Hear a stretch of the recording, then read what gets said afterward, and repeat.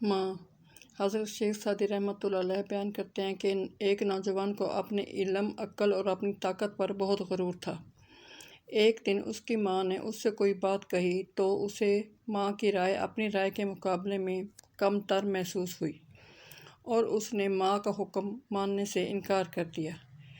بیٹے کی یہ سرکشی دیکھ کر ماں بے حد رنجیدہ ہوئی۔ ماں نے اپنے بیٹے سے کہا کہ تو آج ایک جوان ہے اور تجھے اپنی عقل اور اپنی طاقت پر ناز ہے، لیکن تو ہمیشہ سے ایسا نہ تھا۔ یہ کہہ کر ماں وہ پنگھوڑا لے آئی جس میں بچپن میں اسے لٹایا کرتی تھی اور کہا کہ اے بیٹے، تو ایک وقت میں اس چھوٹے سے پنگھوڑے میں بے بس و لاچار پڑا تھا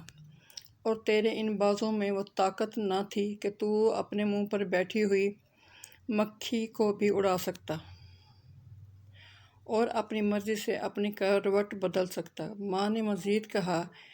اے بیٹے، تو اس بات کو بھی نہ بھول کہ موت جب تیری آنکھوں کے تمام چراغ گل کر دے گی تو پھر ایک مرتبہ بے بس و لاچار ہو جائے گا اور تیرا حال یہ ہوگا کہ قبر میں تیرے جسم کو کیڑے مکوڑے کھائیں گے اور تو انہیں ہٹانے کی طاقت نہیں رکھے گا۔ تجھے آج جو مرتبہ اور قوت حاصل ہے اسے اپنی بہادری نہ سمجھ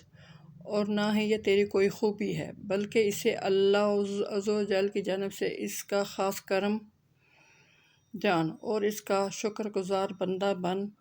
کہ اس نے تجھے اس نعمت عظمیٰ سے سرفراز کیا۔